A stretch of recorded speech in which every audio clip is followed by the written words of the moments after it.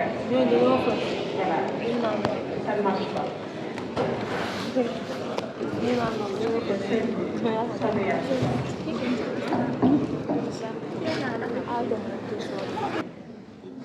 En attendant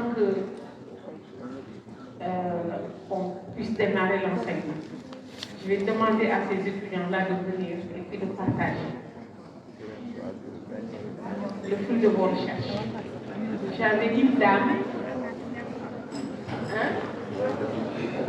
Vous en faites partie, donc il faut appeler les gens.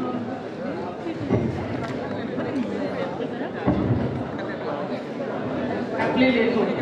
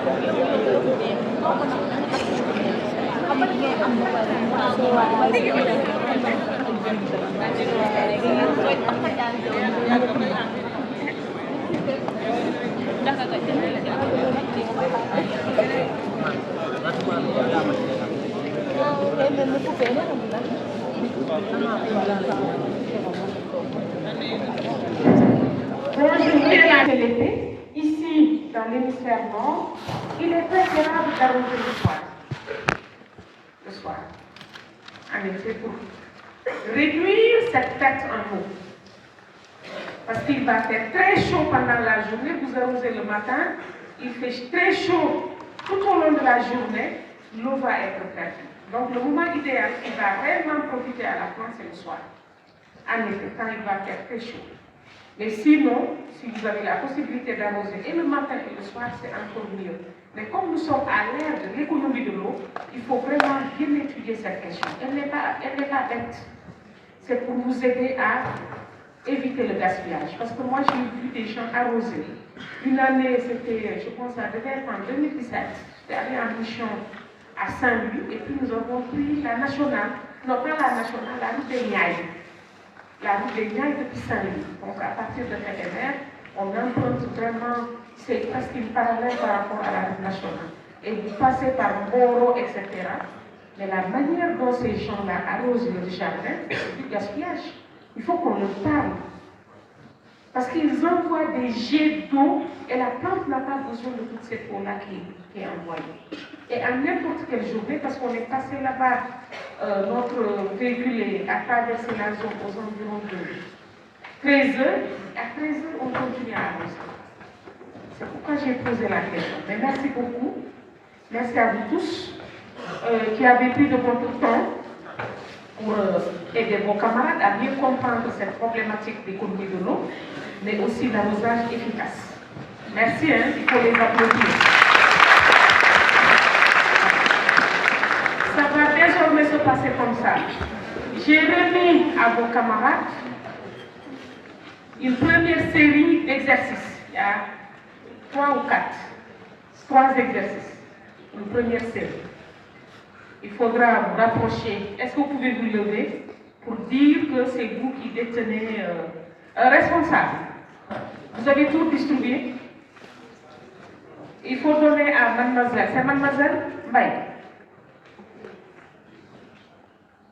Il faut donner à mademoiselle une feuille. Donc, vous aurez un groupe qui viendront. Le groupe va venir photocopier avec vous. Donc, il faudra vous identifier. Les gens à qui j'ai remis ces documents, devez-vous, pour que vos camarades vous identifient. Et après, ils vont venir faire la photocopie. Parce que c'est une seule page. C'est une seule page. Voilà. Une seule page. Et vous allez faire la photocopie parce que l'exercice sera corrigé la semaine prochaine. Vous faites les 2 premiers exercices. Le troisième, vous le laissez. Les deux premiers que nous allons corriger la semaine prochaine. Un premier exercice, c'est une sorte de réflexion autour du cycle de l'eau. Vous avez vu le schéma du cycle de l'eau que je vous ai proposé. C'est un schéma qui dit que l'eau, s'il vous plaît, on ne peut pas bavarder et voilà, j'ai dit que c'est l'amphi. Vous pouvez danser, mais l'essentiel c'est d'éviter et de permettre aux autres de suivre. Si vous voulez bavarder, vous pouvez vous promener, vous pouvez sauter, mais l'essentiel ne faites pas de tout, s'il vous plaît. Parce que je ne peux pas travailler dans ce désordre. Déjà que je ne me sens pas bien, donc ce n'est pas la bonne forme aujourd'hui. Mais je ferai tout. À mon rythme. Voilà. Soyez compréhensibles. Je disais que le premier exercice est sous forme de réflexion. Si vous avez vu les sujets d'examen, de plus en plus, je vous pousse à la réflexion. Il n'y a pas à réciter des formules, c'est des choses vraiment de logique, hein, de compréhension. Vous comprenez le cours, vous ne le récitez pas, mais vous le comprenez. Et comprendre le cours, puisque nous avons le cycle de l'eau, et dans ce cycle de l'eau, vous avez vu, c'est les réservoirs qu'on montre, mais c'est beaucoup plus les facteurs biophysiques qui entrent en jeu dans le cycle de l'eau. On dit qu'il y a évaporation, précipitation, écoulement, et ça passe transit par des réservoirs et des sphères. On est d'accord. Est-ce que vous pensez que ce cycle hydrologique est correct? Simplement. Et c'est à vous de développer. Il ne s'agit pas de dire oui ou non. Il faut argumenter. S'il vous plaît. Est-ce que je me fais comprendre? Argumenter. Ça peut faire l'objet de questions à l'examen. Ce n'est pas parce que je l'ai donné ici que je ne peux pas le soumettre à l'examen. C'est possible. C'est une possibilité. Moi, je ne cache rien avec mes sujets. Je ne cache rien du tout. Je n'ai rien à cacher. Le deuxième, c'est sur la partie relative aux paramètres, aux éléments, comme on les appelle, les éléments du bilan, les paramètres du bilan. Le calcul des paramètres du bilan. Mais ce n'est plus annuel. On a pris pas de temps de 10 ans. Pas de temps de 10 ans. C'est des écoulements à pas de temps de 10 ans. Et vous allez lire attentivement et puis traiter. Voilà. Je n'en dirai pas plus. C'est bon? Maintenant, on peut reprendre notre enseignement. On était sur la notion de l'année hydrologique. Ça, on a montré qu'est-ce que c'est qu'une année hydrologique et comment on définit l'année hydrologique. Qui est différente de nos années, du calendrier grégorien. L'année hydrologique va être définie sur la base de ce qu'on appelle les débits caractéristiques. C'est-à-dire au moment où le débit est le plus faible, les plus influencés ni par les entrées, ni par la nappe. On dit que l'année hydrologique démarre là. Elle va se terminer donc, puisque c'est 12 mois. On va considérer les 12 mois et puis se terminer. S'il s'agit de l'année suivante, etc., on avait vu que sous nos régimes tropicaux, l'année hydrologique empiète sur 2 années. C'est comme l'année universitaire. L'année hydrologique empiète et on dira année hydrologique 2003-2004. Tout en sachant qu'il va démarrer pour le cadre des bassins au Sénégal, Gambie et Niger et entre autres. C'est le 1er mai et c'est terminé le 30 avril de l'année suivante. Donc, ce qui est intéressant ici, c'est de chercher la place du mois de, comme on l'appelle, le mois de février. Le mois de février par rapport à l'année bissextile, tout simplement. Donc, ceci a été dit. Mais tout ce travail pour l'hydrologue, c'est pour l'analyse du régime. On a calculé. Et on vous a montré que dans le suivi des écoulements, Quand nous suivons les écoulements à travers un réseau de stations de mesure, à la fois les données pluviométriques, les données hydrologiques, les données climatiques, on peut même regarder l'évaporation avec les bacs, etc. Tous les outils qui vont permettre vraiment d'estimer l'écoulement et ses influences. Et une fois qu'on a fait ce travail d'observation, donc de recueil de la donnée, il faut passer à la phase de la construction des indicateurs. Donc on va calculer des variables. Et ces variables-là, c'est ça qu'on a regroupé sous forme de les paramètres des éléments de l'écoulement. Que ce soit la pluie, c'est à partir de l'équation fondamentale, vous verrez qu'il y a la pluie, il y aura le débit qu'on va exprimer en l'an écoulé, vous avez le volume d'eau écoulé, le débit spécifique, le coefficient d'écoulement, etc.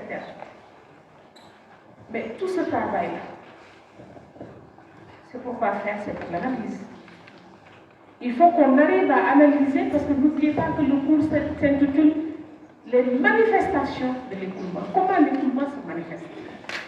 On l'a déjà plus ou moins appréhendé à travers les processus hydrologiques.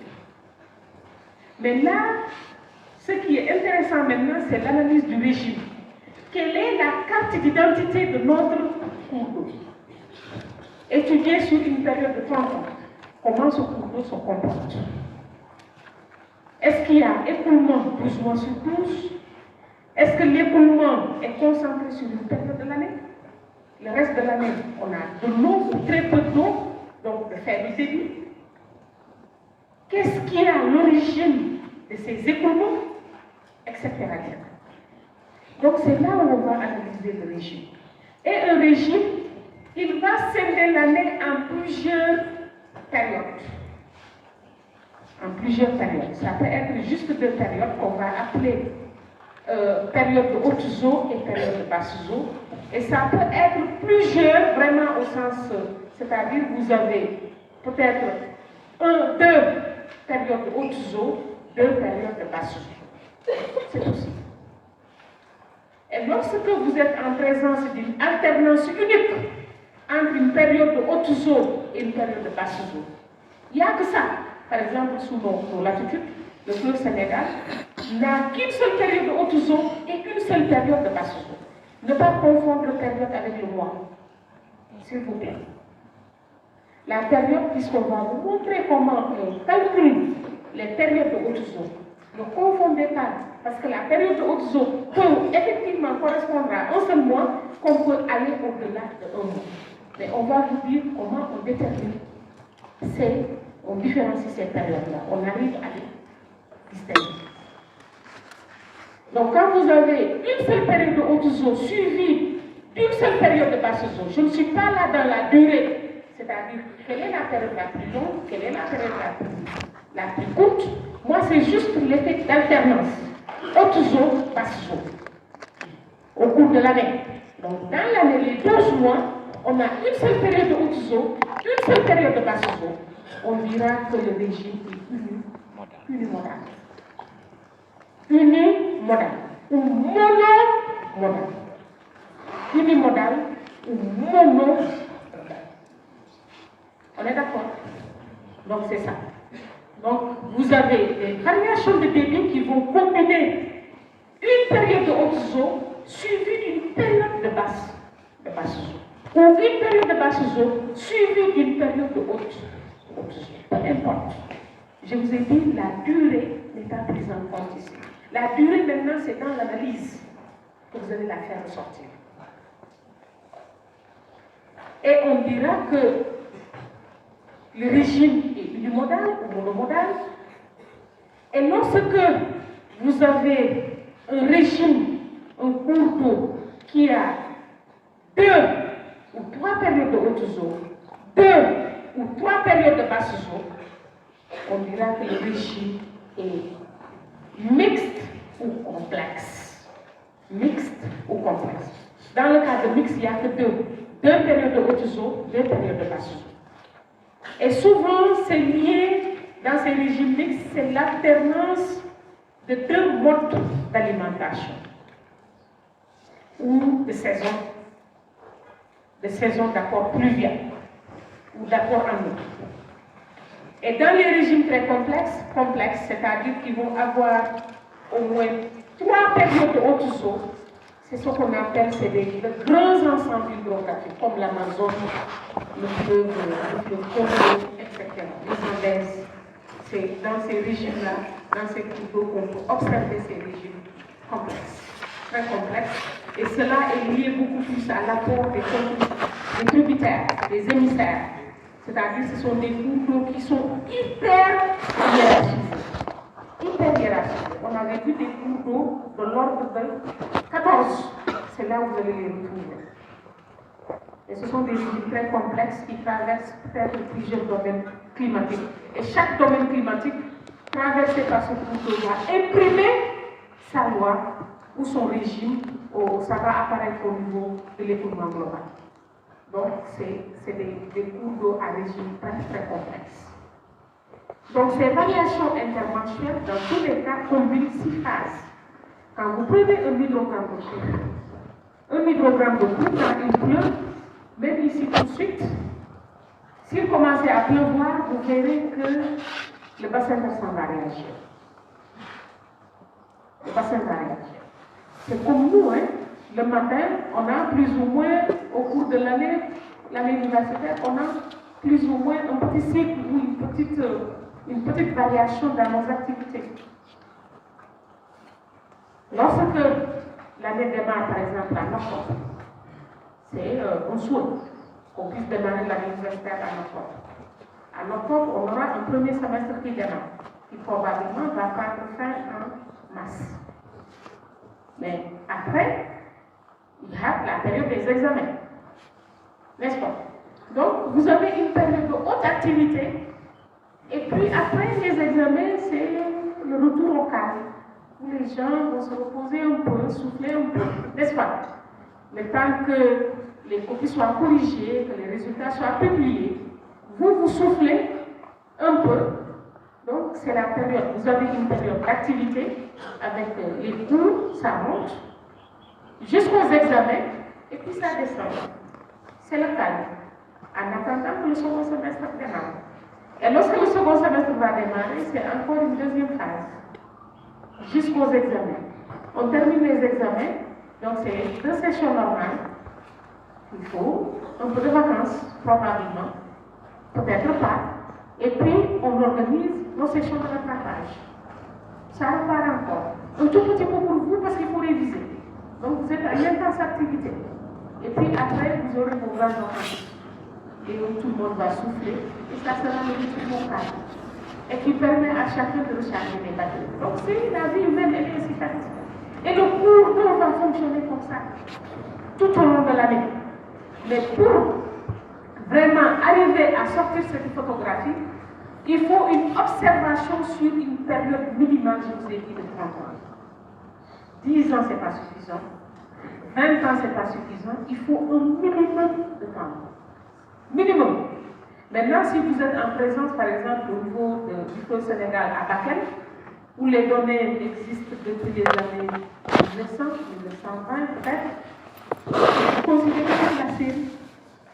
Pourquoi avoir la paresse de prendre juste les 30 dernières années, comme ce que font les étudiants? Prenez toute la série. Et ça va vraiment vous ressortir des choses extraordinaires sur la série. Des choses extraordinaires. Pour la pluviométrie à Dakar Yoff, nous avons publié récemment un article sur l'analyse de la pluviométrie à la station de Dakar Yoff de 1900 à 2021. C'est plus d'un siècle d'observation, n'est-ce pas? C'est plus d'un siècle d'observation. Ça n'existe pas pour l'instant. Vous avez rarement des séries aussi longues qui sont étudiées au Sénégal ou en Afrique. Généralement, les stations ou les directions ou les services chargés de la diffusion de ces données nous donnent pour les 30 dernières années. Et nous, on a pu vraiment mettre la main sur la série la plus longue possible. donc de l'origine de la station à 2021. Donc c'est beaucoup plus... donc ça donne vraiment la photographie de la pluviométrie à la station de Dakar. Je ne dirais pas dans la région de Dakar. J'ai dit à la station de Dakar. Et donc, tout au long de l'année, on va voir qu'il y a des variations des écoulements. Et ces écoulements-là, ces variations vont être combinées en 6 phases. Ces 6 phases, il y a d'abord la phase de rétention capillaire. Quand la pluviométrie commence, qu'est-ce qui se passe? Les premières pluies servent d'abord à l'imbibition du sol. Il faut d'abord mouiller le sol. Les premières pluies, normalement, dans un contexte normal, un bassin versant normal, ce qu'on appelle naturel, ne donne pas lieu à l'écoulement et encore moins à l'infiltration. C'est d'abord, ça sert à mouiller le sol. Donc, cette phase commence au début de la période pluvieuse. Recharge des nappes si elles existent, mais souvent la recharge est faible. La durée est fonction de l'état du sol, du substratum, des réservoirs, l'existence et de l'épaisseur des sols, le degré d'assèchement des sols, la réaction des sols aux précipitations, l'action du couvert végétal, l'efficacité de la réhumectation, donc les pluies fines qui servent d'abord à mouiller le sol. C'est ce qu'on appelle la phase de rétention capillaire. Elle est suivie de la phase de saturation, c'est-à-dire, puisque les pluies vont continuer, c'est comme dans nos régions, la pluviométrie commence à mai-juin. Et ces premières pluies, si vous regardez, il n'y a pas, dans le bassin versant, l'écoulement, dans le cours d'eau, l'écoulement n'est pas si conséquent. Parce que l'eau est en train de s'infiltrer, parce que le sol est en train d'être mouillé, plus ou moins c'est la mise en place de la réserve. Les stocks. Donc, jusqu'à ce que les stocks soient saturés, je vous ai dit ce qui est idéal en hydrologie. L'idéal, c'est-à-dire c'est après que les sols soient mouillés, que la nappe soit saturée pour qu'on observe un écoulement. C'est ça le schéma idéal de l'hydrologie, mais qui ne se déroule jamais comme ça. C'est l'idéal. Avant qu'on observe un écoulement dans un bassin versant, que ces données soient mesurées au niveau du fleuve, du cours d'eau, etc., il faudrait que la nappe soit d'abord saturée. Mais je vous ai dit, c'est l'idéal. Or, l'idéal, il n'y a que Dieu qui a la perfection. Moi, je ne vois pas une perfection, même nous autres, hein, quand on fait des choses, il y a toujours envie de toujours mieux faire. Mais pour Dieu, alhamdulillah, n'est-ce pas? Quoi qu'il nous arrive, on dit que alhamdulillah. Parce que Dieu ne se trompe pas. N'est-ce pas? Mais l'œuvre de l'homme, et comme c'est une nature où l'homme interagit avec cette nature-là, il y aura forcément des choses qui vont changer. Donc la phase de saturation, le réservoir est rempli. Et ce remplissage dépend de quoi? Des pores, c'est-à-dire la porosité. Les pores non capillaires, de l'importance des réservoirs, l'état antérieur, la nature des sols, la pente des versants qui retardent le processus de saturation, les aléas climatiques, c'est-à-dire la variabilité pluviométrique. Au cours d'une saison, par exemple, on sait qu'en Casamance, il a commencé à pleuvoir. Il a commencé à pleuvoir. Les premières pluies, je vous ai dit, c'est pour l'imbibition, la réhumectation des sols, mais ensuite l'eau va commencer à percoler et donc à aller recharger la nappe. Cette nappe-là, s'il continue à pleuvoir tous les jours de manière fréquente, la nappe va continuer à être alimentée. Mais dès que la pluie s'arrête pendant 2 ou 3 jours, qu'est-ce qui va se passer? Mais il y a l'évaporation qui réagit. Il va agir. Et donc ce sol-là aura tendance à s'assécher. Une pluie qui arrive, le processus va reprendre encore. Donc, réhumecter le sol, la réhumectation du sol, la phase de capillarité, et puis l'infiltration va commencer à être observée. Et puis, si l'événement est un process, donc c'est ce qu'on appelle alerte. Il va énormément jouer. sur la saturation du sol.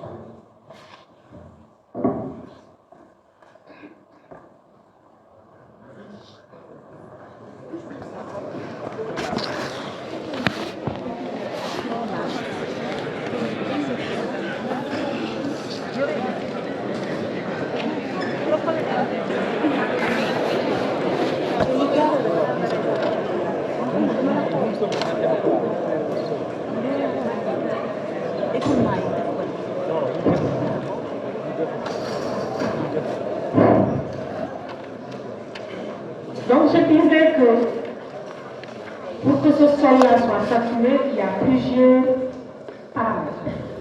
Et parmi les paramètres, rien que les aléas au cours de la saison des pluies. La nature du sol. Sommes-nous en présence d'un sol poreux, un sol sableux, un sol perméable, un sol imperméable? Est-ce que la pente du versant facilite l'infiltration? En présence, dans un bassin versant, si vous avez une pente forte, l'eau ne va pas s'infiltrer. Il y aura beaucoup plus de ruissellement que l'infiltration. L'infiltration est possible ou est favorisée par une pente faible, par un sol perméable, par un sol protégé. Par exemple, en présence de végétation, là vous aurez l'infiltration. Si vous êtes en présence d'un sol imperméabilisé, artificialisé, vous aurez très peu l'infiltration, vous aurez beaucoup plus de ruissellement.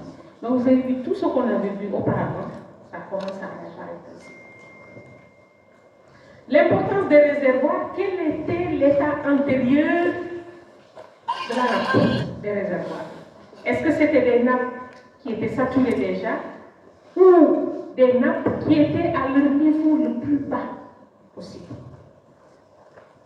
En ce moment-là, pour qu'on ait saturation, il faut réellement beaucoup d'eau pour d'abord reconstituer le réservoir.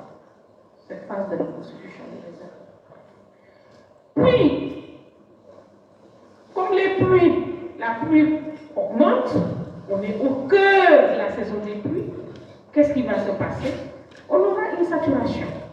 C'est seulement après cette saturation qu'on va commencer à observer la montée des eaux dans le cours. Je vous ai dit, c'est le schéma idéal.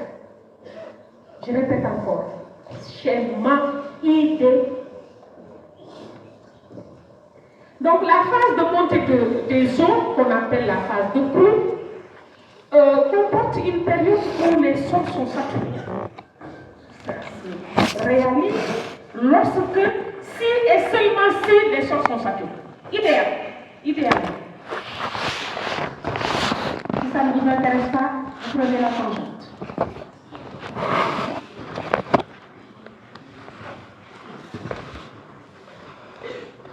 Les réservoirs sont remplis. Tout ce qui tombe contribue à l'écoulement, donc fait augmenter le débit. La durée et la hauteur de la montée de ces eaux-là va dépendre de quoi? De la manière dont est franchi le seuil de saturation, de l'intensité de la durée et de l'extension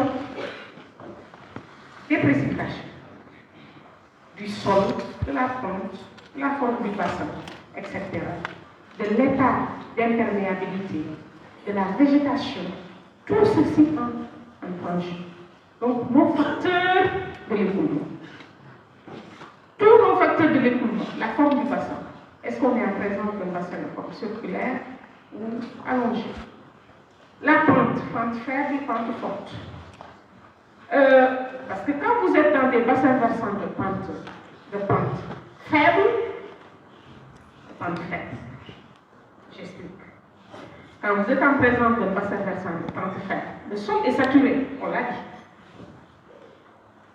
Mais le déficit d'écoulement, il y a quoi? L'évaporation. Donc le déficit d'écoulement n'est pas seulement lié à l'infiltration. Il y a aussi l'effet évaporation. Et comme la pente est faible, l'eau va mettre beaucoup de temps pour transiter d'un point soir et aura la possibilité d'être évacuée. Donc vous voyez, ça rend nos facteurs de décrue. La phase de décrue, puisqu'on a atteint, quand on parle de la crue, c'est vraiment, attention,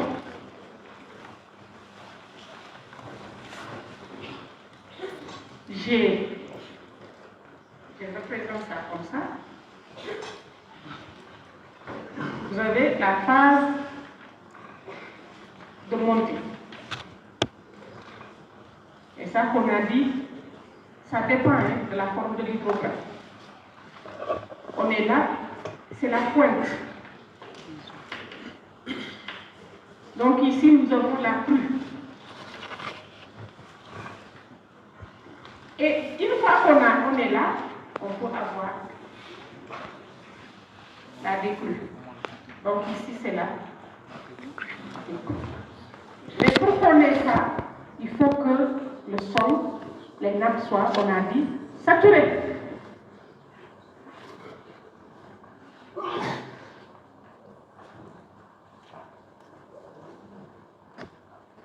Il faut que la nappe soit saturée.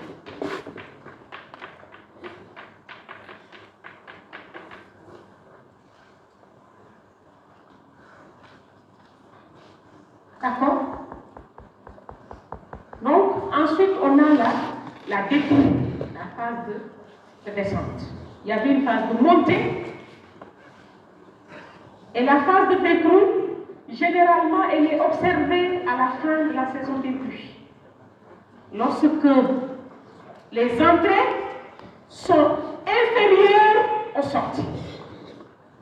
Lorsque les entrées, l'apport pluvial ou la fusion nivale, la fusion glaciaire, est inférieure à tout ce qui est prélevé, soit par infiltration ou par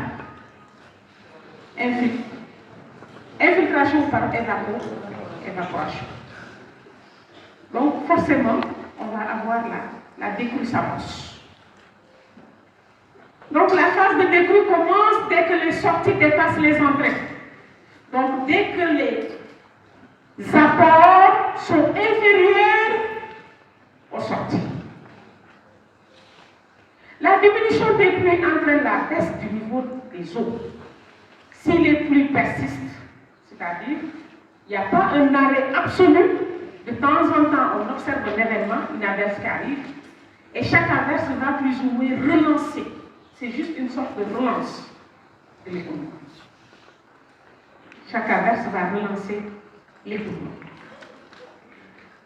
Donc, si la pluie cesse, si les pluies persistent, chaque averse relance une crue et ralentit la décrue. Si la pluie cesse, le bassin entre en régime non influencé. Les phases restantes ne seront plus liées aux aléas météorologiques, mais à la structure hydrologique et à l'état de remplissage des réservoirs qui se vidangent les uns après les autres. On verra ça avec le taxi. La durée, les uns après les autres, du haut, c'est-à-dire les nappes les plus élevées, les nappes alluviales, vers les nappes profondes. Jusqu'à une limite quand même. Il y a une limite qui ne peut pas être dépassée. On ne peut pas avoir de restitution, une nappe profonde, parce que quand on dit réellement nappe profonde, ce sont des nappes qui se trouvent à plus d'une centaine de mètres. Cette nappe-là, même déjà à 20 mètres, la nappe ne peut plus, la nappe qui baisse jusqu'à 20 mètres, elle ne peut plus contribuer à l'économie. La restitution n'est plus possible. Donc, du haut vers le bas et de l'amont vers la bas. L'amont du bassin, parce que l'amont du bassin est la partie la plus haute, vers la bas, qui est la partie la plus basse. La durée de cette phase dépend du stock d'eau accumulé, de la pente des versants, de la pente hydrographique des formes des chenaux, c'est-à-dire les affluents. Pourquoi le régime hydrologique moyen, on peut le schématiser comme tel? c'est un modèle à réservoir. C'est un modèle à réservoir. Dans ce modèle à réservoir, il y a les entrées, il y a les sorties. Mais comment se répartissent les entrées, comment se répartissent les sorties? Ces entrées-là, que ce soit la pluie, la neige et autres, entrent dans un sol, c'est-à-dire est au contact du sol. Et le sol va réagir, c'est notre bassin versant. Ce sol va réagir en quoi? Une partie de l'eau retourne à l'atmosphère par le biais de l'évapotranspiration, l'intersection. La partie qui atteint le sol, qu'est-ce qui va se passer? Une partie de l'eau contribue directement à l'écoulement du cours d'eau.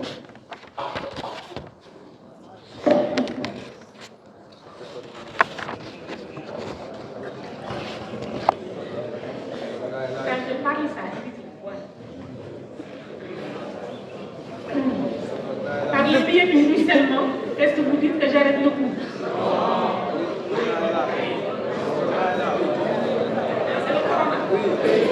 Très bien. Donc je vais tous vous contaminer. Moi, de toute façon, je ne suis pas allée à la Mecque et je ne suis en contact pour l'instant avec personne qui est rentré de la Mecque. S'il y a corona, c'est vous. C'est vous qui me l'avez transmis. C'est qui alors? La dernière fois, il y avait quelqu'un qui toussait.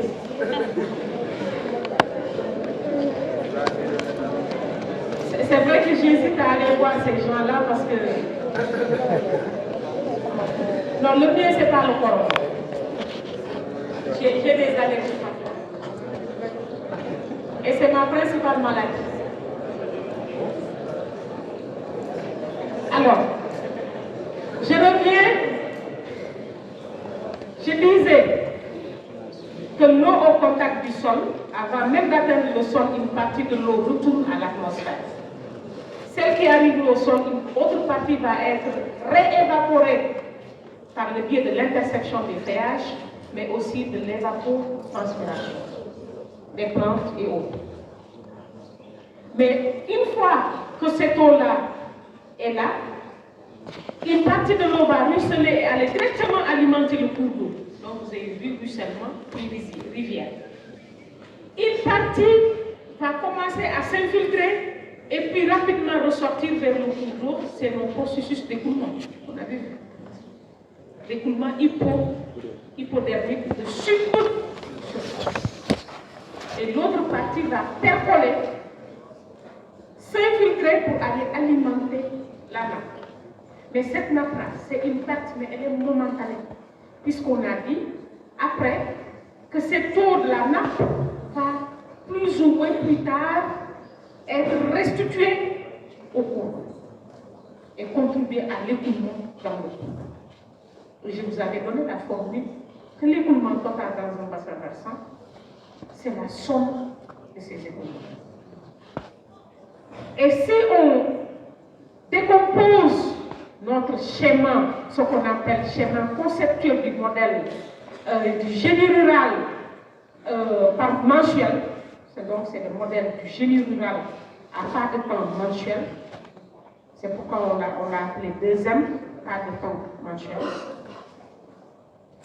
Si on le décompose, donc si vous regardez, au niveau des pertes, c'est composé, il y a la pluie. Non, d'abord les entrées c'est la pluie et la pluie va être décomposée en pluie efficace. Mais une partie de cette eau-là, regardez, pluie efficace, pluie nette. Et la pluie nette, une partie de cette eau retourne à l'atmosphère par le biais de l'évapotranspiration potentielle, c'est-à-dire de l'évaporation. Et au niveau de la pluie nette, elle va aller contribuer à la pluie efficace. Pluie efficace. Et la pluie efficace, en fait, va être encore redécomposée, soit en passant par les réservoirs de sol, ou aller directement, s'il y a le delta de PE, aller directement contribuer à l'écoulement. Donc, c'est le schéma conceptuel du modèle JR2M. Maintenant, la phase de l'essuyage. Le ruissellement se superficiel est terminé sur les versants. C'est-à-dire qu'il n'y a plus d'apport pour relancer. Et le ruissellement superficiel se termine, commence la phase où la nappe superficielle dans le sol se vidange. Donc les nappes commencent à se vidanger, vont commencer à être sollicitées. Et la vidange va se faire de deux manières. Soit c'est pour restituer l'eau au cours d'eau, donc soutenir l'écoulement. Ça, la vidange aussi peut être liée à l'atmosphère. On a dit qu'à midi il fait chaud, n'est-ce pas? Et quand ça chauffe, le sol aussi chauffe. Et donc ce sol-là qui chauffe va contribuer à faire remonter l'eau de la nappe qui va être évaporée. Donc les nappes alluviales vont subir deux phénomènes pour se vidanger. C'est soit la restitution au cours d'eau, donc l'eau va être exfiltrée et aller alimenter l'écoulement dans un cours d'eau, ou bien cette eau de la nappe alluviale va être prélevée par l'atmosphère. Donc, voici les deux motifs. Sa durée et sa dynamique dépendent de l'importance des eaux évacuées, la nature du sol, la forme des versants, l'évapotranspiration réelle qui accélère le ressuyage. L'évapotranspiration réelle qui va accélérer ce ressuyage. Donc voici la relation qui peut exister entre le cours d'eau et la nappe. Regardez, je vais commencer par la formule d'en bas. Et je vais revenir à mon concept de compte. Compte quoi? Il est en train de pleuvoir.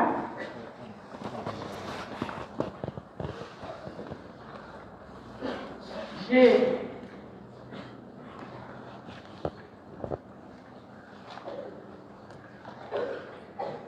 un cours d'eau.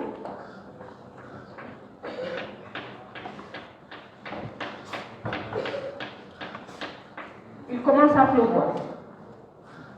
Le niveau de l'eau était là. Je regarde si j'ai du bleu. Non.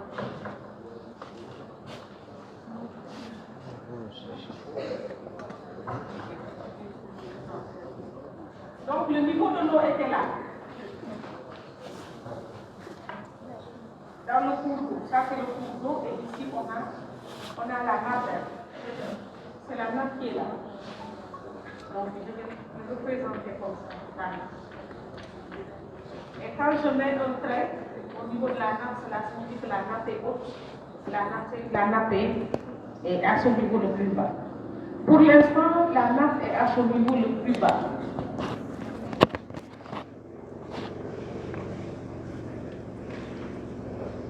Donc la nappe est à ce niveau le plus bas. Qu'est-ce qui se passe?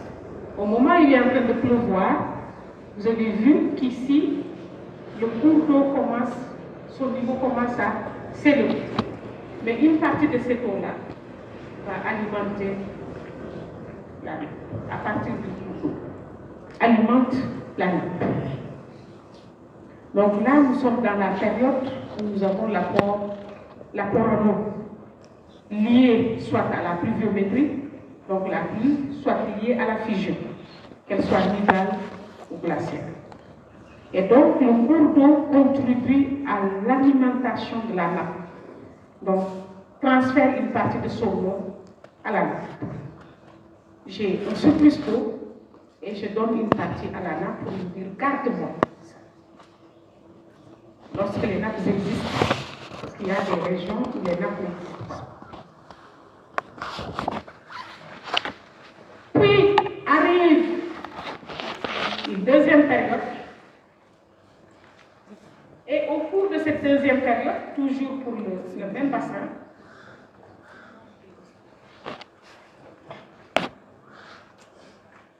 donc ici, je vais mettre comme ça. Arrive une deuxième période, là j'ai ma nappe et mon cours d'eau, il est là. Il n'y a plus d'apport. Mais la nappe se trouve à un niveau très élevé. La la nappe est là. Et se trouve à un niveau très élevé. Il faut même l'amener ici. Qu'est-ce qui va se passer? Puisque la nappe se trouve à un niveau plus élevé, donc la nappe restitue l'eau. C'est la fonction d'exfiltration. La nappe va alimenter. C'est l'inverse qui va se passer. Et les deux réservoirs vont se soutenir mutuellement en fonction des saisons. Vont se soutenir mutuellement. Tantôt, le cours d'eau alimente la nappe. Quand le cours d'eau reçoit ses apports, l'apport pluvial ou nival est là. Tantôt, c'est l'effet inverse. Le cours d'eau se trouve dans une situation assez complexe, difficile. Son niveau le plus bas, il n'y a plus d'apport en eau et le cours d'eau va solliciter la nappe qui restitue une partie de cette eau-là au cours d'eau, jusqu'à ce qu'il est possible d'être restitué. Donc le cours d'eau, les nappes vont se vidanger les unes après les autres. Elles se vidangent. Imaginez la nappe restitue, mais lorsque la nappe, son niveau va se trouver ici, par exemple, là, elle ne peut plus restituer. Elle est plus basse que le cours. Elle ne peut pas. Donc la restitution a une limite. Elle a une limite. La fonction de restitution a une limite. C'est pourquoi il y a la fonction du coefficient de Paressen. Le coefficient de Paressen. Donc vous voyez qu'il existe une relation très forte entre une nappe et sa rivière, ou entre un cours d'eau et sa nappe. La relation est très forte. Et au cours de l'année, tout va dépendre de comment les deux entités vont se comporter. Ça, c'est l'idéal aussi. Maintenant, si vous êtes en période de sécheresse, comme celle qu'on a connue dans les années 70 jusqu'à la fin de la décennie 90, en ce moment-là, la nappe ne pouvait pas restituer parce que la nappe même se trouvait à un niveau très bas. Donc les nappes avaient considérablement baissé. Donc on ne pouvait plus assurer cette fonction de restitution des débits de l'eau au cours d'eau.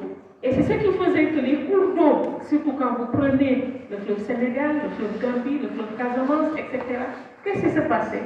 Sur certains chenaux, vous aviez le tarissement une partie de l'année, ou bien au niveau même du fleuve Sénégal, on pouvait traverser le fleuve pendant la saison tapis.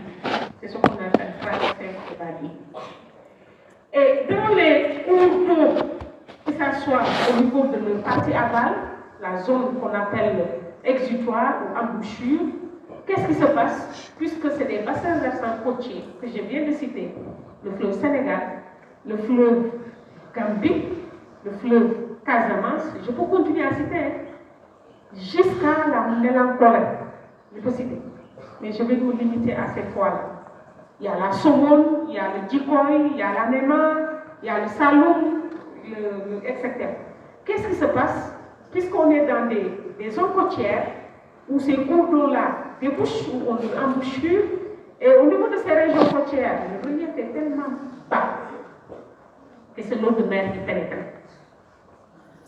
L'eau de mer. C'est ce qui a expliqué la construction du barrage de Gama en 1986 pour freiner l'intrusion marine à l'intérieur du cours.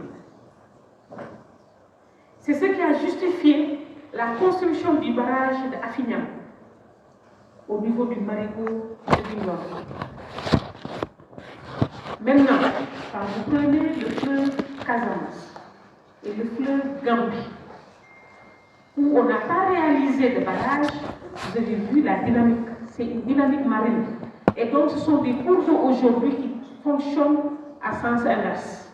C'est-à-dire, au lieu que l'écoulement se déroule du continent vers la mer, où le cours d'eau a son embouchure, c'est l'inverse. c'est l'eau de mer qui pénètre dans le couple.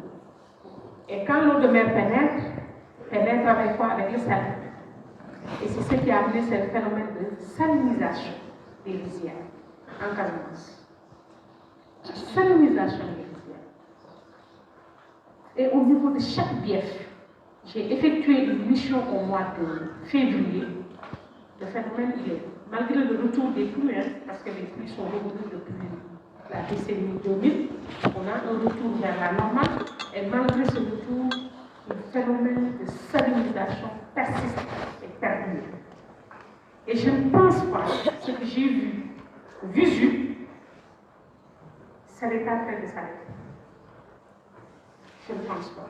Et ne vous étonnez pas si rien n'est fait que tout le monde quitte ces milieux ruraux pour venir en zone urbaine. Parce que pour l'homme, tout est question d'adaptation. Face à des difficultés, l'homme va chercher à s'adapter. Et dans l'adaptation, il y a plusieurs manières de s'adapter. Soit on va régénérer les propriétés du milieu et rester sur place. Mais vraiment, c'est des options. Ce que j'ai vu, cette option-là, elle est complètement anéantie. La principale option qui reste et qui est beaucoup plus plausible, de mon point de vue, c'est le départ. Et d'ailleurs, quand vous arrivez dans ces localités, ce qui surprend, on a les personnes âgées, on a des enfants et des femmes. Les hommes ne sont pas là. Ils sont bâtis. Quand vous allez dans les îles du Saloum, maintenant ce ne sont pas seulement les hommes, les filles et les hommes partent. Vont où? Ne vous étonnez pas, on les voit, ils sont là. Et ils exercent d'autres types de métiers. Des métiers qui sont délaissés par des citadins et qui sont investis par ces populations à la recherche de meilleures conditions de vie. Si ces gens viennent en ville, c'est à la recherche d'opportunités. Et parfois, juste, c'est de manière transitoire. Parce que peut-être la destination finale, ce n'est pas ici. C'est où? C'est là-bas. Là-bas, là-bas, là-bas, là-bas. Or, là-bas, là-bas, là-bas, c'est le plus bon là-bas. Mieux vaut chercher à s'adapter ici. Ce n'est plus bon. Je vous le dis, Bref. Donc, le régime hydrologique moyen, les échanges d'arrivières, l'hydrogramme fluvial a une composante souterraine. Entre les rivières et les nappes souterraines se produisent des échanges d'eau en quantité variable selon un système assez complexe de relations.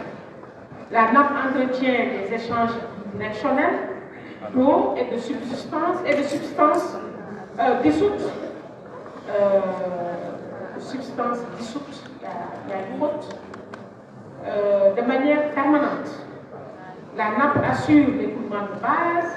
En période d'étiage, les eaux souterraines sont libérées par la fonction d'exfiltration. Il existe donc une pente gradiente hydraulique entre la nappe et le lit fluvial qui varie en fonction des situations hydrologiques. La dernière phase, c'est la phase de tarissement. C'est-à-dire, la nappe ne peut plus rien restituer. Il n'y a plus de restitution possible. La nappe a tout donné ce qu'il pouvait donner. Qu'est-ce qui va se passer? Le cours d'eau va entrer dans sa phase de tarissement. Le tarissement. Le tarissement ne signifie pas assèchement. Il faut faire c'est deux choses distinctes. Il y a de l'eau, mais cette eau-là ne peut plus être mesurée en termes de débit. Mais l'eau est encore là, stable. Donc on appelle ça tarissement. Parfois, on peut observer assèchement. On peut aussi avoir la phase d'assèchement. Donc le ressuyage des sols est terminé. Seul le substratum peut encore assurer un débit au cours d'eau. Et ce débit ne dépend que des lois de vidange des nappes aquifères. Ce débit appelé débit de tarissement, il est sous le contrôle de la nappe. La nature des nappes libres ou captives l'état des nappes, leur position perchée ou encaissée, leur processus de vidange et du complexe hydrogéologique. Le complexe hydrogéologique. Et durant ces différentes phases, le débit d'un cours d'eau est contrôlé par le bassin versant tout entier. Ce n'est pas seulement une partie du bassin. C'est tout le bassin versant qui contrôle l'écoulement par son organisation, par sa structure. Donc vous voyez que le bassin versant, on va même jusqu'à nous dire que c'est la recette magique dans la gestion des ressources en eau. Le concept de bassin versant, c'est la recette magique dans la gestion des ressources en eau d'un bassin versant. Les ressources en eau de manière globale. C'est la recette magique. Maintenant, on va prendre l'hydrogramme de crue et au niveau de cet hydrogramme de crue, on va essayer de trouver les temps caractéristiques de l'écoulement. Ce qu'on appelle l'hydrogramme réel, temps de réponse, temps de montée, le débit maximal, le volume du soleil, le volume hypodermique, le temps de base, le temps de concentration, etc. Donc voici les temps caractéristiques. Les temps caractéristiques. Il faut qu'on décompose ça. On va prendre le départ avec l'inverse, l'engrais. L'engrais, on met toujours ça en haut. L'inverse. C'est ça qui apporte la pluie. Ça peut être aussi, ça peut aussi schématiser la fusion divale au glaciaire. Mais c'est l'entrée, elle est là. À partir de cette entrée, nous pouvons décomposer l'hydrogramme parce qu'il y aura une réponse hydrologique du bassin versant, quelle que soit la nature de l'averse. C'est-à-dire, vous avez une averse, ça, on a pris, ce n'est pas à l'échelle de l'année. Ça, c'est à l'échelle de l'événement, à l'échelle d'un événement. Par exemple, il pleut, qu'est-ce qu'on observe dans le cours? Et d'ailleurs, vous, quand il pleut, normalement, dès que vous avez vu que le sol est en train de s'assombrir, il y a une manière de comprendre s'il va pleuvoir ou pas. En plus de la météo, etc., vous pouvez mesurer le niveau de saturation de l'air pendant la saison de l'eau. Le niveau de quand vous faites ça, quand l'air est saturé, vous sentez que votre main, il est vraiment humide. Et à partir de là, vous descendez le cours d'eau. Vous allez attendre la pluie là-bas. Vous ne restez pas chez vous. La pluie va vous trouver dans le cours d'eau, au niveau de la station. Quelle que soit l'heure, pareil. Si c'est le matin à 6 heures, vous devez y aller. Parce que vous devez faire le jugeage. Si ça nécessite d'aller là-bas à minuit, vous êtes là-bas. À 4 heures du matin, vous êtes là-bas. Et oui, c'est ça l'hydrologie. Ah, vous ne voulez pas faire de l'hydrologie. D'accord. Ah, c'est ça, hein? Il faut aller mesurer. C'est des mesures. Hein? Ce qu'on vous dit là, vous pensez qu'on reste dans nos bureaux là et puis les données tombent sur nos têtes? Ah oui, il faut. C'est sur le terrain. Je vous ai dit que j'ai fait le terrain, non? Je ne vous ai pas dit que j'ai fait le terrain au mois de février. C'est vrai qu'en février, il ne pleuvait pas. J'étais allée dans une autre phase. C'est la phase de ce qu'on appelle l'étiage. Il fallait faire des mesures pendant l'étiage. Là, la saison des pluies, là, je vais retourner. Ah oui, oui. Qu'est-ce que vous croyez? Avec le moulinet, tout ça, et vous descendez. Ah oui. Ah, vous pensez que... Je pense que j'ai des images, les images de mes jaugeages. Si je les retrouve dans mes archives, je viendrai les prochaines.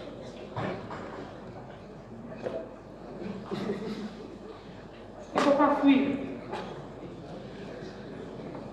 Vous savez, Roche disait, Aujourd'hui, de plus en plus, on utilise des modèles. Je vous ai parlé tantôt du modèle JR2M. C'est un modèle hydrologique. Donc, c'est un modèle à réservoir. On essaie plus ou moins d'utiliser des modèles pour compenser le manque de données à l'hydrologie. Parce que les données ne sont pas là. Et ces données hydrologiques, on va utiliser des modèles. Et il y a autant de modèles que de chercheurs. Chaque chercheur, chaque hydrologue a un modèle. Finalement, quel est le bon modèle? On ne sait pas. Et que Roche, déjà en 1963, disait qu'une mauvaise mesure vaut mieux qu'un bon modèle. Une mauvaise mesure, une mesure que vous avez faite sur le terrain, elle vaut mieux que des données restituées à partir de modèles. Parce que ça, c'est vous. Le modèle là, mais c'est vous qui êtes derrière pour me dire faites-moi ça, impliquez ça, mettez ça, ne rajoutez pas ça. C'est d'abord vous qui me dites que vous voulez un modèle à réservoir qui va intégrer la fonction de restitution. Est-ce qu'elle existe? Vous l'avez observé ou pas? Est-ce que vous savez qu'il y a restitution? Non, je ne sais pas. Et pourtant, dans votre modèle, vous lui avez dit d'inclure la phase de restitution pendant les 12 mois. Or, la restitution ne passe pas sur 12 mois. Donc, vous avez déjà une possibilité. Vous lui avez dit, voici l'évaporation annuelle. Une évaporation n'est jamais annuelle, même si mensuelle, elle est d'abord journalière. Et même au cours de la journée, l'évaporation varie. Vrai ou faux? Au moment où il est en train de pleuvoir, est-ce que le modèle va considérer au moment où il est en train de pleuvoir, est-ce que la température a chuté ou pas? Donc il y a plusieurs paramètres en jeu. C'est pourquoi Roche disait qu'une mauvaise mesure vaut mieux qu'un bon modèle. Donc la mesure chez vous, elle est fondamentale. Elle est importante. Et donc, à partir de cette mesure, puisque vous avez fait le jaugeage, une crue a été observée. Vous allez maintenant décomposer cette crue-là. Et la décomposition de la crue, c'est pour montrer les différentes phases et les temps caractéristiques-là. Dans ces temps caractéristiques, après l'averse, nous avons un temps de concentration. Vous avez vu? La partie de la pluie qui va effectivement contribuer à la réponse. La pluie a commencé, il s'est écoulé, il s'est passé beaucoup de temps avant qu'on commence à observer la montée des eaux. Vrai ou faux? L'averse, c'est 1, 2, n'est-ce pas? Vous avez vu l'averse? Et regardez le temps que l'hydrogramme a mis pour commencer à monter. Il y a un délai. Et ce délai, ce sont les temps qu'on a vus. Le temps de ressuyage, le temps de saturation, etc. Maintenant, l'hydrogramme de crue commence à monter. Et donc, nous avons entre le début de l'hydrogramme, ce qu'on appelle l'hydrogramme moyen, c'est le temps. Donc, on va analyser ça sur le temps. Et maintenant, au moment où on commence à avoir c'est-à-dire la pluie nette, jusqu'à la fin de la décrue, c'est-à-dire avant que le volume hypodermique n'entre en jeu, l'écoulement hypodermique n'entre en jeu, c'est ça qu'on appelle le temps de concentration. C'est le temps de concentration. Au moment où commence la montée des eaux, vous avez vu, c'est un temps, au début du volume hypodermique, on l'appelle la durée du ruissellement, ou temps de base. C'est la durée du ruissellement ou temps de base. La décrue, pendant la décrue, cela ne signifie pas qu'on n'a pas de ruissellement. On peut bel et bien observer le ruissellement pendant la décrue. Et maintenant, on va prendre l'hydrogramme. Il y a un temps de réponse. Le temps de réponse, c'est entre la pluie nette et le maximum de débit. C'est le temps de réponse. Et puis, le temps de montée, c'est au moment où on commence à observer la montée des eaux, jusqu'au début maximal. C'est ça le temps de monter. Mais ce qu'on peut retenir, la montée des eaux est généralement brutale. Et la décrue, elle est lente, elle est progressive. La décrue. Elle est progressive pourquoi? Parce que les coups d'eau qui proviennent de loin contribuent à relancer plus ou moins les eaux. C'est pourquoi la décrue, elle est lente, elle est progressive.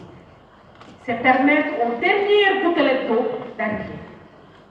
Qui ne vont pas totalement amener la montée des eaux, mais vont permettre à la décrue d'aller lentement, puisque l'alimentation arrive progressivement, jusqu'à la fin.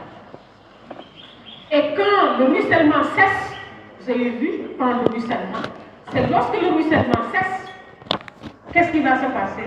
C'est l'écoulement hypodermique qui prend le relais.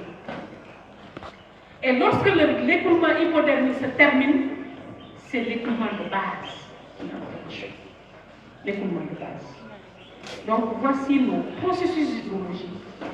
Les temps caractéristiques qu'on a vus, les différentes phases de l'écoulement qu'on a vues, qui vont être observés plus ou moins, mais à une échelle vraiment plus fine, à une échelle plus fine sur l'hypogramme de creux.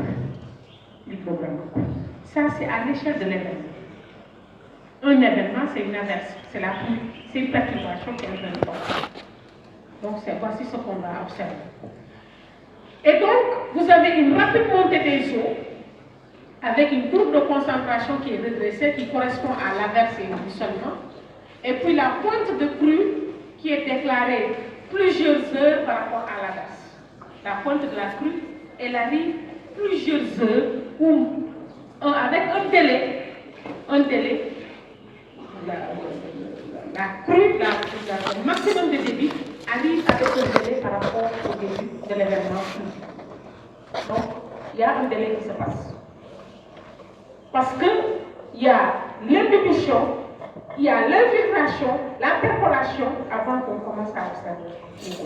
Je vous ai dit l'idéal. Nous avons une rapide concentration des eaux, d'autant que le relief ici est faible. Le relief est assez accidenté plutôt. La décrue s'effectue plus lentement et s'étale pas sur plusieurs jours. Et l'écoulement de base est assuré par la nappe. Et ça, c'est la séparation des écoulements selon Roche, Marcel Roche, que je vous ai donné dans sa référence figure dans la bibliothèque. Ce sont des fondamentaux de l'hydrologie. Il faut les lire. Marcel Roche, si j'avais un bouquin à vous conseiller sur les fondamentaux de l'hydrologie, c'est Marcel Roche, c'est Lucie, André Lucie. Il faut les lire les fondamentaux.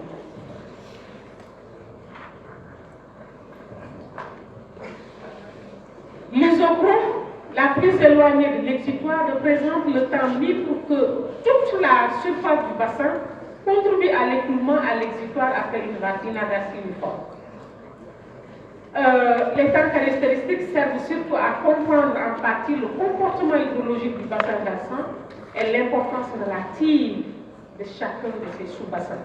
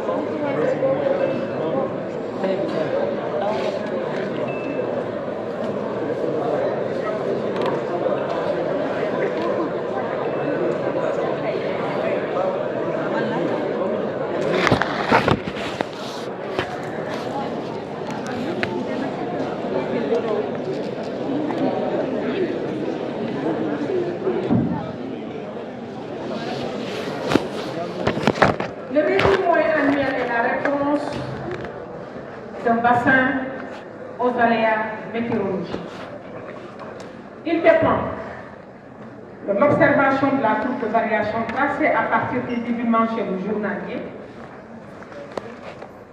Les valeurs journalières permettent de noter les différentes phases au cours d'un événement culturel. Cette courbe de variation de débit est appelée aussi hydrogramme moyen annuel, qui peut être tracé avec les débits. L'évolution de l'hydrogramme à mettre en relation avec l'évolution du mode d'alimentation et les facteurs de l'écoulement. Il faut le mettre. Et on observe là où les périodes de hautes eaux et là où les périodes de basses eaux, ainsi que leur durée. Les débits d'un cours d'eau sont variables d'une année sur l'autre. Les années se suivent et ne se ressemblent pas, car ils dépendent des fluctuations climatiques, dépendent de la qualité, de la manière dont les précipitations sont tombées au cours de l'année. Sur une longue période d'observation, je vous ai dit minimum 30 ans, on dispose de données qui montrent l'existence de périodes sèches et de périodes humides, ce qu'on appelle les variations interannuelles. En Afrique tropicale, il y a eu des changements, c'est-à-dire une période de sécheresse qui a affecté presque toute l'Afrique et notamment l'Afrique de l'Ouest. Entre la fin des années 60, donc c'est autour de 1968, 1967, 1968, 1970, jusqu'en 96, 97, 98, 99 pour la Casamance, 2005 pour Dakar, les zones de Saint-Louis. Donc, voici la période de la sécheresse, qui a duré plus de 30 ans. Et au cours de cette période de sécheresse, les cours d'eau de l'Afrique de l'Ouest ont traversé des périodes très difficiles, avec des écoulements très variables, mais surtout très faibles. Donc, on a observé la diminution des débits du fleuve Chari, qui a eu pour conséquence la réduction des apports en eau au lac Tchad, parce que le lac Tchad dépend d'autres cours d'eau. C'est comme le lac de Guiers qui dépend du fleuve Sénégal. Et l'assèchement de la majeure partie du lac qui occupait plus de 20 000 km² en 1965. À l'échelle du millénaire, le fleuve Niger serait alimenté par des fleuves venant du Tibesti et de l'Aïn, dont on ne retrouve à l'heure actuelle que des vallées fossiles. Et même le lac de Guiers, il semblerait que ça s'appelait, toute cette zone-là, le Ferlo s'appelait le pays de l'abondance, d'après les historiens. Et parmi ces historiens, c'est le professeur Toubou qui a vraiment défendu cette thèse, que c'était une zone très humide. Et ça s'appelait, les gens venaient de partout s'installer là, parce que c'était vert, il y avait de l'eau, et on l'appelait vraiment pour l'agriculture le pays de l'abondance. Pour vous montrer que l'eau était présente ici. Maintenant, nous allons aborder les formes extrêmes de l'écoulement. Les formes extrêmes de l'écoulement, il faut les comprendre, il n'y a que deux formes extrêmes de l'écoulement. L'écoulement, d'abord, c'est la variation des écoulements ou des débits tout au long de l'année. C'est 12 mois. 12 mois. Vous avez un écoulement dans un cours d'eau qui va varier et qui va comporter des périodes de hautes eaux, des périodes de basses eaux. Une ou des périodes de hautes eaux ou une ou des périodes de basses eaux.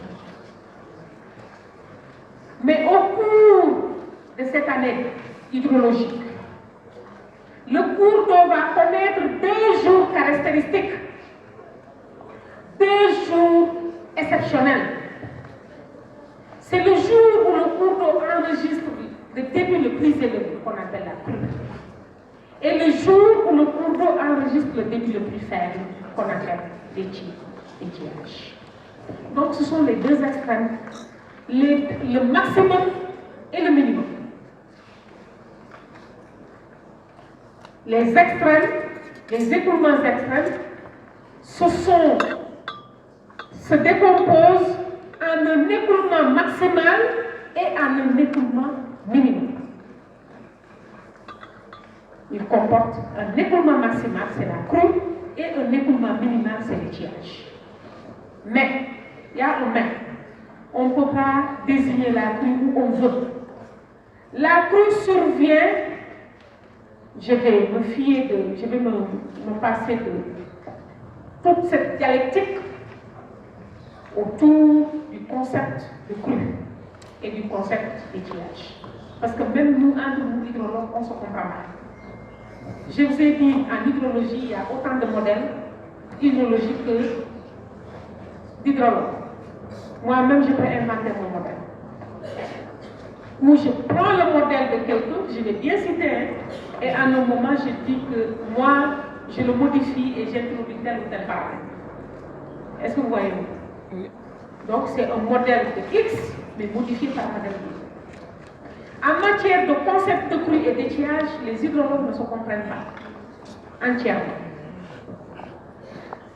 Pour vous simplifier le travail, je vous dirais que la crue, d'après Mme B, et qui se fonde sur la théorie de professeur Sall, la crue survient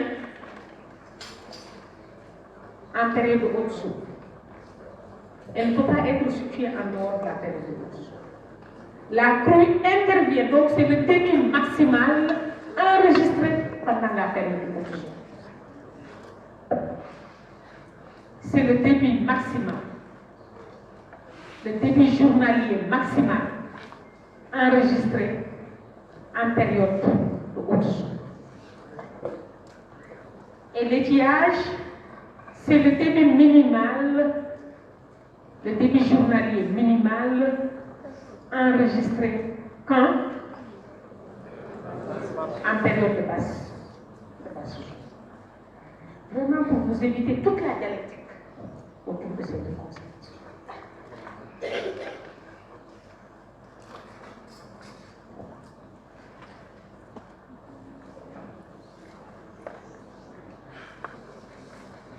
Mais de manière globale, les crues ou la crue, je dois mettre la crue, c'est un événement exceptionnel. On est d'accord ou pas? Au cours de l'année, ça sera un événement exceptionnel. Et un événement exceptionnel occasionné ou provoqué par un phénomène exceptionnel.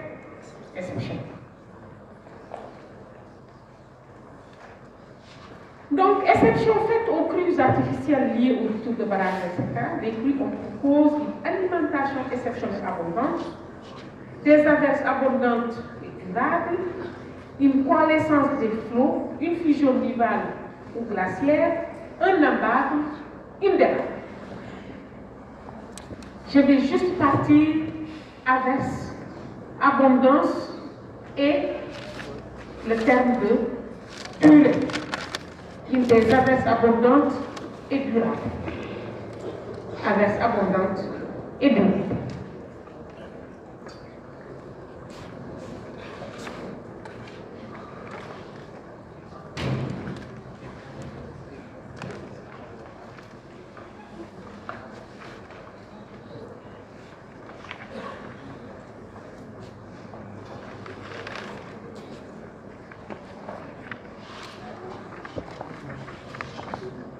Alors,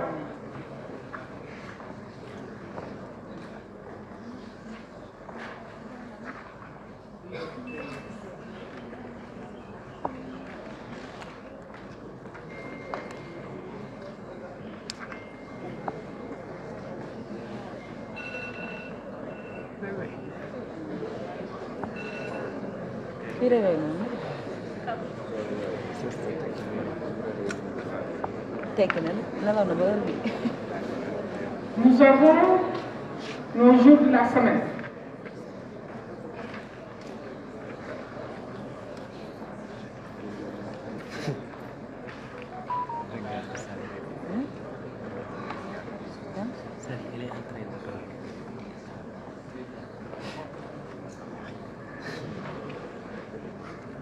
Donc ici, on a fait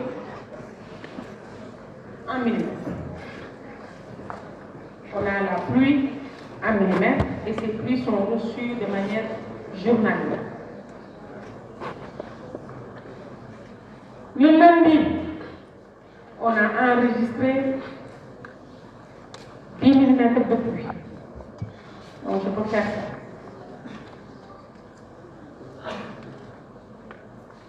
Le mardi, nous avons reçu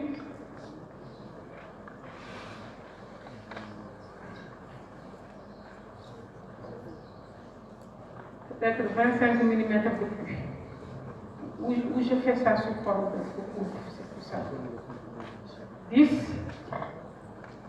ici 25, on a enregistré là. Et puis le jour suivant, on a enregistré, et puis c'est reparti. Donc si je regarde, on est passé de là.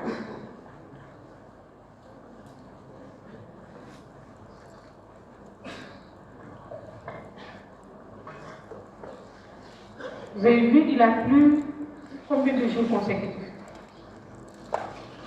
Lundi, mardi, mercredi, jeudi, vendredi. 5 jours consécutifs. À la suite de cet événement, j'enregistre ma crue.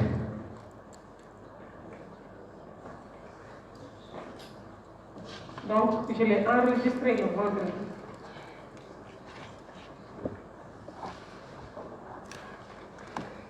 Dans la pluie du vendredi. On l'a reçu combien? Peut-être autour de 25 mm seulement.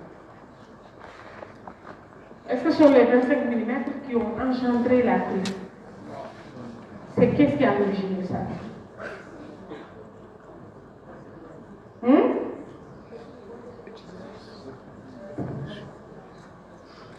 Qui ose, viens au tableau explique. Qu'est-ce qui est à l'origine de cette pluie? Est-ce que ce sont les 25 mm de vendredi qui ont donné la pluie? Sinon, c'est quoi? La saturation.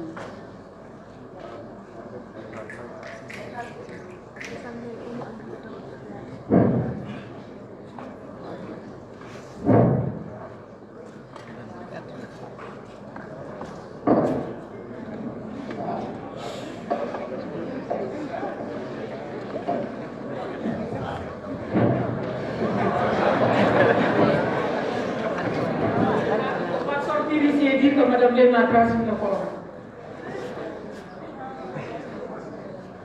C'est la saturation de la lumière. Pourquoi la rappeler saturation?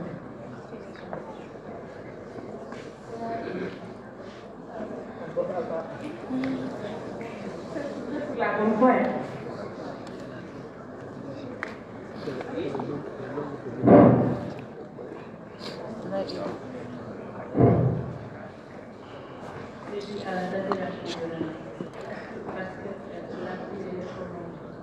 La pluie est prolongée. C'est prolongé. Pas toujours les mêmes.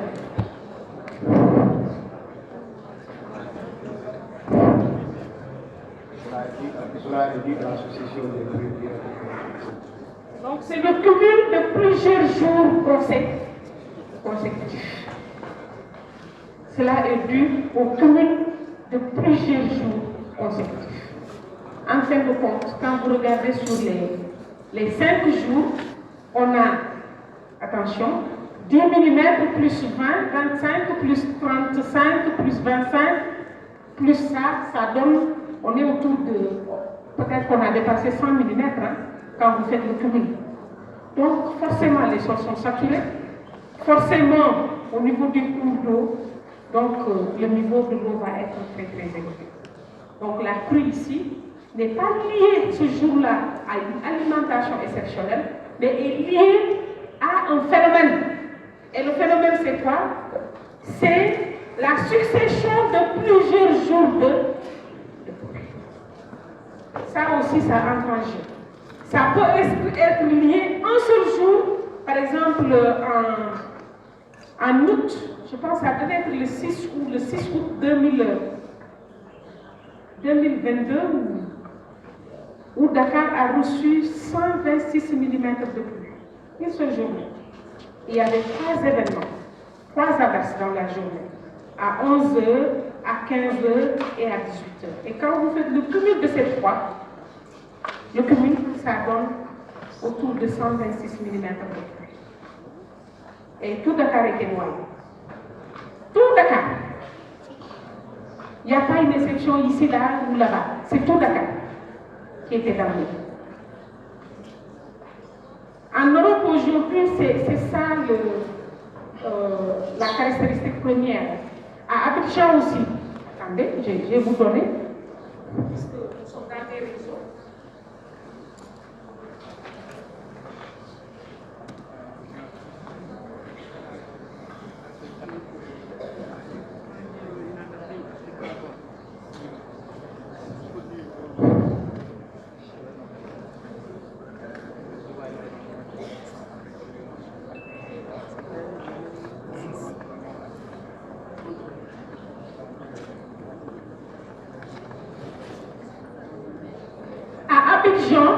On a reçu 500 mm en 3 jours. 500, ça y est. 500 mm en 3 jours. 500. C'est-à-dire, c'est l'équivalent, c'est plus que ce que Dakar reçoit en 3 mois ou 4 mois. 500 en 3 jours. Il y a eu déjà plus de 8 morts. Or, Abidjan, c'est un relief vallonné. Le relief à Abidjan se présente. Quand vous arrivez, c'est ça qui vous frappe. Le relief, il est comme ça. Si vous êtes là, ok, nice. Vous n'avez pas de problème. Et si vous êtes ici, danger. Et donc, moi, quand je suis allée, on m'avait proposé un logement ici. J'ai dit non. Je ne veux pas. Ici, non, c'était même le point le plus élevé. J'ai dit yes. Oui. Et ce que je dis, c'est la réalité. C'est-à-dire, vous montez, et puis tout d'un coup, vous êtes au fond. Et il y a des gens qui sont là, les routes, c'est bien aménagé. Vous le sentez, c'est au moment de la montée et de la descente que vous sentez que là, ça fait mal, hein, parce que quand vous montez la pente, vous sentez. Et quand vous descendez aussi, si vous ne faites pas attention, vous pouvez glisser. Mais c'est vraiment un relais valorisé. Très valorisé. Et tout ce qui est de plus en plus, puisque aussi là-bas, il y a un problème de saturation des sols, problème de saturation de la ville, de la densification et tout. De plus en plus, les gens vont habiter cette partie. De plus en plus. Donc, on est dans des réseaux comme ça, où on partage l'information. 500 mm en 3 jours.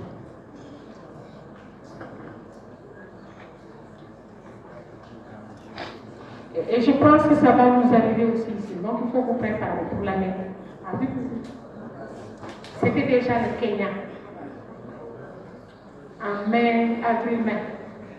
La zone du Kenya, etc. Aujourd'hui, nous sommes vers Abidjan. Ça va arriver.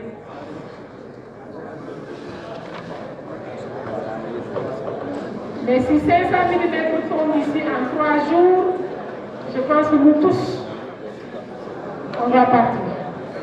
Je vous ai dit 126 mm en une journée, ici à Dakar. Toute la région de Dakar était noyée dans les eaux. Il n'y avait que le plateau qui n'avait pas d'eau. Même au niveau des Almadies, il y avait d'eau. Il n'y avait que le plateau. Partout à Dakar, il y avait des eaux. Maintenant, si on reçoit 500 mm, moi je vais commencer à chercher une maison ailleurs.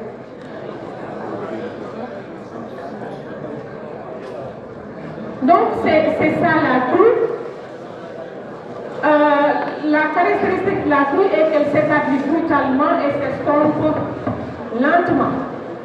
Ceci déséquilibre l'hydrogramme de crue qui combine une phase ascendante, redressée, et une phase descendante plus ou moins inclinée.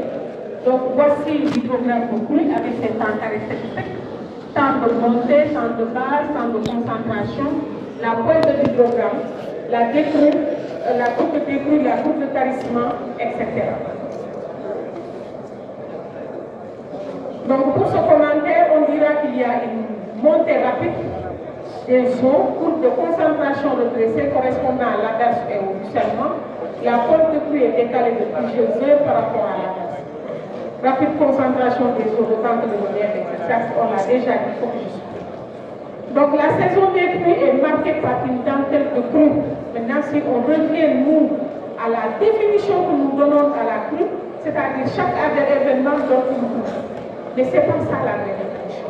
La vraie définition, une crue, elle est enregistrée une seule fois dans l'année et en période de haute jour.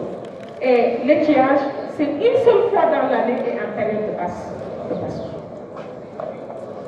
Les formes, maintenant, tout le travail de l'hydrologue, il n'y a que deux éléments qui l'intéressent.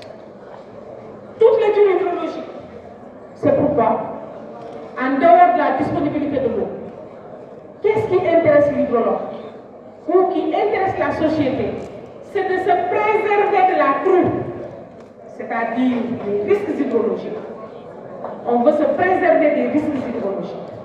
Le risque hydrologique, c'est quoi? C'est la période d'abondance qui va entraîner des inondations, qui va entraîner la rupture des routes. Les routes se rompent, les barrages qui se rompent, etc. Donc tout le travail de l'hydrologue, c'est pour sécuriser les biens et les personnes. La sécurité des biens et des personnes. Ça, c'est le volet crue. Le volet étiage, c'est pour la disponibilité de l'eau qui permet d'asseoir un développement. Si vous ne recherchez pas quel est le débit d'étiage, vous voulez quand même mettre un projet d'agriculture dans la zone. Et tout en sachant que pendant la période majorité de l'année, vous n'aurez pas de l'eau. Mais votre projet-là, il est compromis. Il ne sera pas rentable. Si l'étiage survient dès le mois de mai, dès le mois de février, vous avez l'étiage. Et cet étiage-là, le débit est presque égal à zéro. Le reste de l'année, où est-ce que vous allez aller chercher de l'eau? Pour conduire votre projet de développement. Donc, pour alimenter une ville en eau potable, je vous ai dit, Dakar, on va chercher de l'eau au lac de Guiers. Et cela ne date pas d'aujourd'hui, c'est depuis 1971. Le barrage de Mint a été aménagé en 1971. Et dès son aménagement, lors de la décennie 80, il est arrivé des jours où on ne pouvait pas pomper faute d'eau dans le lac. Il n'y avait pas d'eau dans le lac. Donc on ne pouvait pas pomper. S'il n'y a pas d'eau, qu'est-ce que vous allez pomper pour alimenter votre usine? Et donc, comme on ne pouvait pas pomper pour alimenter Dakar en eau potable au niveau du lac, on ne pouvait pas traiter, on ne pouvait pas acheminer de l'eau du lac de Guiers ici, il y a des quartiers dans Dakar qui ont longtemps connu les problèmes d'accès à l'eau. Vous prenez les quartiers populaires, on le plus ou moins ravitaille, c'est-à-dire c'est le rationnement. On envoyait juste à petit volume, déprimé. Les gens n'avaient, c'est des quartiers populaires de la Médina, de Fass, de Grand Dakar. Il y a des quartiers. Donc, l'accès à l'eau là, à Dakar, ce n'est pas une nouveauté. Donc, ça dépend de la disponibilité. Et donc, comme le cours le lac n'avait pas d'eau une bonne partie de l'année, les gens ne pouvaient pas fonctionner. Donc, vous voyez que c'est un projet qui est là, mais qui est compromis par la disponibilité d'eau. Aujourd'hui, tout le monde parle de retour vers l'agriculture, de modernisation de l'agriculture, d'agriculture irriguée, d'agrobusiness. Mais on oublie un élément essentiel, l'eau. Parce que l'agrobusiness, il faut arroser. Vous pensez que mon exercice de ce matin, c'était à monnaie? Non. Pour faire de l'agriculture irriguée, pour arroser, pour irriguer, il faut de l'eau. Si vous n'avez pas d'eau, vous ne pouvez pas le faire. Comme nous avons très peu d'eau, nous devons l'utiliser de manière efficace.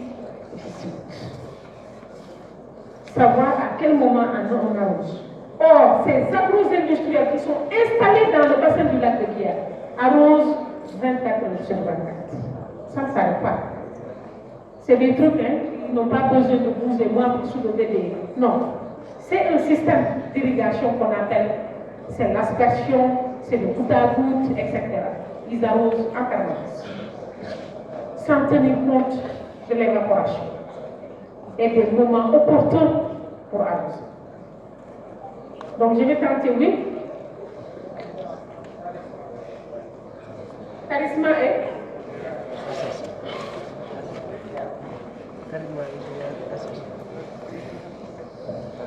Dès que vous observez un étiage, le début peut être nul. Et je vous ai dit, le charisme, le début n'est pas nul. C'est-à-dire il y a de l'eau.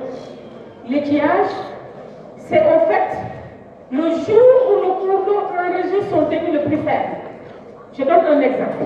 Un cours d'eau qui écoule bien, il y a beaucoup d'eau qui va écouler annuellement, peut-être en moyenne, c'est des millions de mètres cubes. Mais le débit le plus faible, c'est 100 mètres cubes. Est-ce que ce cours d'eau-là est en tarissement ou en... C'est l'étiage, le débit d'étiage est de 100 mètres cubes. Est-ce que ce cours d'eau-là est en tarissement? Il n'a pas de tarissement.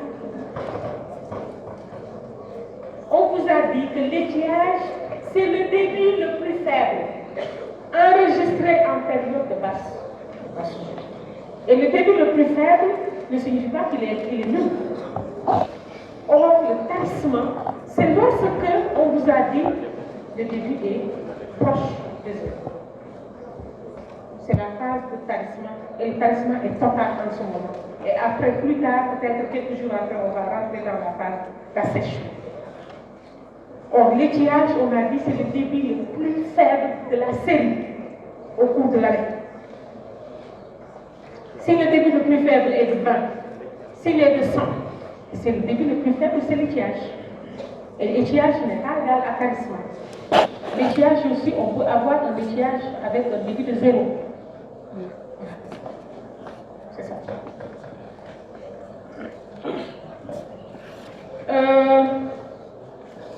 Je voudrais savoir pourquoi dans la citation, pourquoi dans certains villages, il y a des fautes, dans certains villages, dès l'approche de la saison, dès l'approche de l'été, là, il y a accent. Ah oui, sinon comment je vais le dire?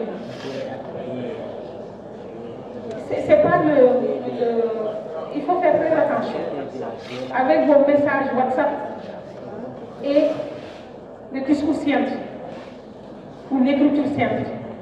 Le message WhatsApp, vous écrivez un message SMS, n'est-ce pas? Vous écrivez j'arrive, comment on fait? G''AV, n'est-ce pas? Mais si vous mettez ça, comment moi je vais dire ça? Je ne peux pas.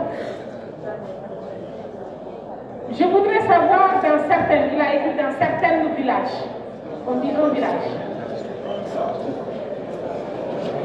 Dès l'approche de la saison des pluies, vers avril, début mai, il y a des pluies qui n'ont plus d'eau. Dès la fin de la saison des sèches, en termes de saison sèche, effectivement, il y a des pluies qui tarissent. Maintenant, la question c'est de savoir, est-ce que c'est un puits traditionnel ou un puits moderne?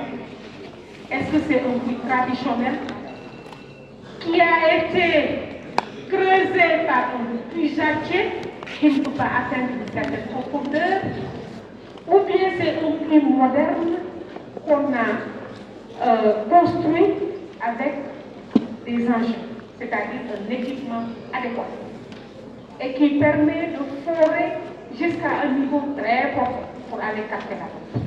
Parce que souvent, si c'est des puits traditionnels, l'œuvre de puisatier, dès que le puits devient tari, on appelle le puisatier, il va recreuser. Et s'il recreuse, il aura de l'eau. Parce que la nappe est en train de baisser, c'est ce qui est normal. La nappe baisse. Et si la nappe baisse, si vous avez creusé votre puits et qu'il n'a atteint que la nappe alluviale, c'est normal. Donc tout dépend aussi du moment, le moment où on creuse le puits. Si vous creusez votre puits en fin de saison des pluies, malheureusement, votre puits là, il n'est pas profond. Hein? Il va rapidement s'assécher. Ça arrive. C'est ça. Non, ça, laissez-moi répondre aux questions. Vous ne pouvez pas. Envoyez les questions s'il vous plaît. Voilà. Alors, peut-on évoquer que les sorties pendant la phase de décrue sont plus importantes. Sont plus importantes. Ah, je ne comprends pas. Peut-on évoquer que les sorties pendant la phase de décrue sont plus importantes par l'évaporation car on vient juste après? Non, il faut nous formuler parce que je ne comprends que dalle. Quand c'est pas bien écrit, on ne peut pas répondre. Moi, je peux comprendre, on vous a dit que les sorties, la décrue intervient dès que les apports sont inférieurs aux sorties. Et les sorties, c'est quoi? C'est l'infiltration, c'est l'évaporation.